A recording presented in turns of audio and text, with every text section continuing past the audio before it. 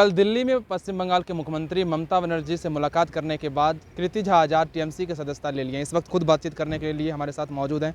Sir, पहले BJP से सांसद दरभंगा से, फिर कांग्रेस आपने ज्वाइन किया, अब आपने टीएमसी ज्वाइन किया। कांग्रेस से क्या नाराजगी हो गई कि अचानक छोड़कर टीएमसी आप ज्वाइन किए?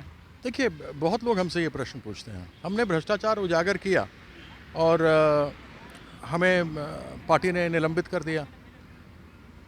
कांग्रेस में आए 3.25 साल थे। बात यही भी थी कि दरभंगा की सीट हमें मिलेगी, लेकिन हमें दरभंगा की सीट नहीं मिली और हमने कहा था, हमको ज़बरदस्ती धनबाद भेजा गया, हम जाना भी नहीं चाहते थे।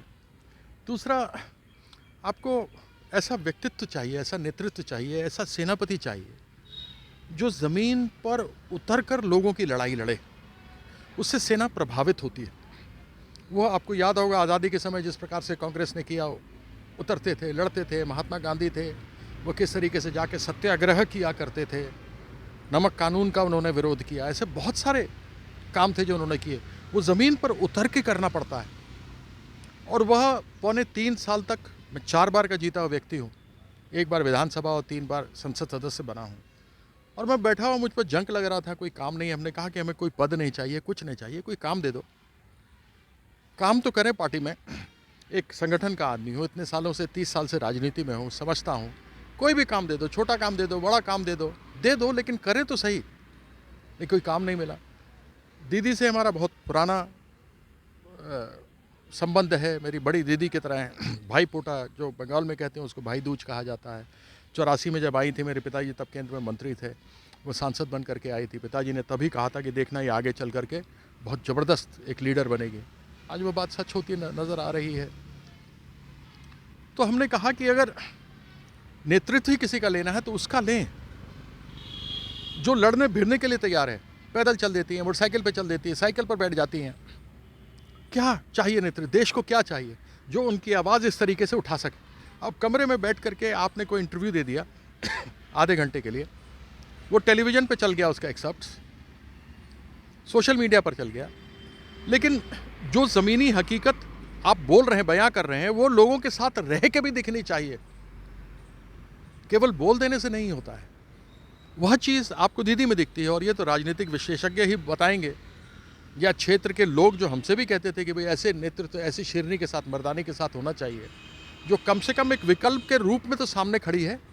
नेतृत्व करने की क्षमता है ममता बनर्जी में। आपने देखा नहीं उनके पीछे इस बार चुनाव में किस प्रकार से पूरी केंद्र सरकार लग गई थी। सोशल मीडिया पर चल गया, लेकिन जो ज़मीनी हकीकत आप बोल रहे हैं, बयां कर रहे हैं, वो लोगों के साथ रह के भी दिखनी चाहिए।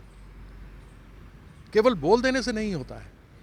वह चीज़ आपको दीदी में दिखती है और ये तो राजनीतिक विशेषज्ञ ही बताएंगे, या क्षेत्र के लोग जो हमसे भी कहते थे कि भाई ऐसे नेतृत्व, ऐसी शेरनी के साथ, मर्दानी के साथ होना चाहिए जो कम से कम एक विकल्प के रूप में तो सामने खड़ी है।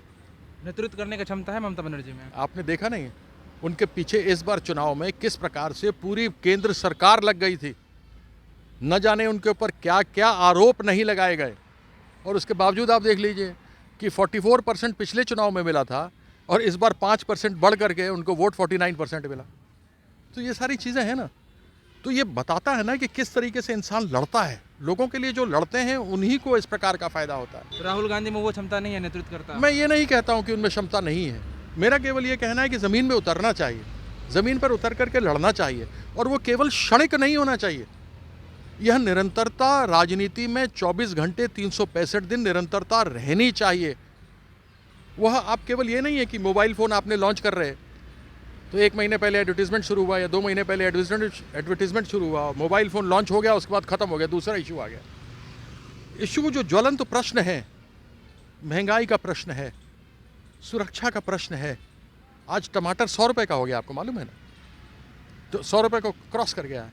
जो तेल हम लोग खाने वाला तेल है वो 250 रुपये से ऊपर चढ़ गया है। क्या क्या गिनाऊंगा मैं? तो इस प्रकार की परिस्थिति, यह सब चीज़ें तो सामने उजागर होनी चाहिए ना।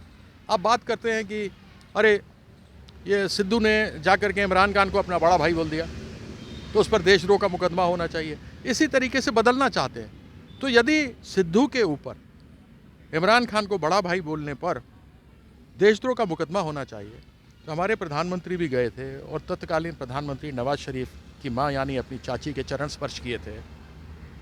उसका क्या होना चाहिए?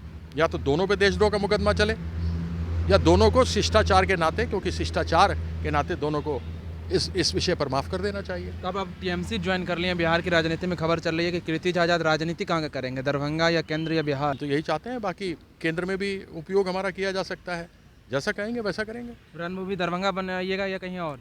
मेरा अगर आप देखिए तो मेरी कर्मभूमि तो दरभंगा ही रही है, मेरा ससुराल भी दरभंगा है, इतनी आसानी से तो नहीं छूट सकता। कुछ लोग ये भी कह रहे हैं कि टीएमसी ज्वाइन करने का एक ही मकसद हो सकता है कीर्ति आजाद का, क्योंकि पश्चिम बंगाल में टीएमसी को बहुत ज़्यादा सारी सीटें जीती है, राज्यसभा के कई सीटें खाली है, राज्यसभा के सांसद बनने के लिए आप ज्वाइन किए हैं। अगर इतना स्वार्थ होता तो भागवत झा आज़ाद का बेटा ना होता। पार्टी तय करेगी क्या करना नहीं करना, मैं बिना शर्त के आया हूँ। दरभंगा को रणभूमि बनाएंगे आप? जी। तो साफ तौर से कीर्ति आजाद दरभंगा को ही अपना रणभूमि बनाएंगे और टीएमसी के कैडर को मजबूत करेंगे। कैमरामैन बिन सिंह के साथ केशव कुमार झा, कशिश न्यूज़, दिल्ली।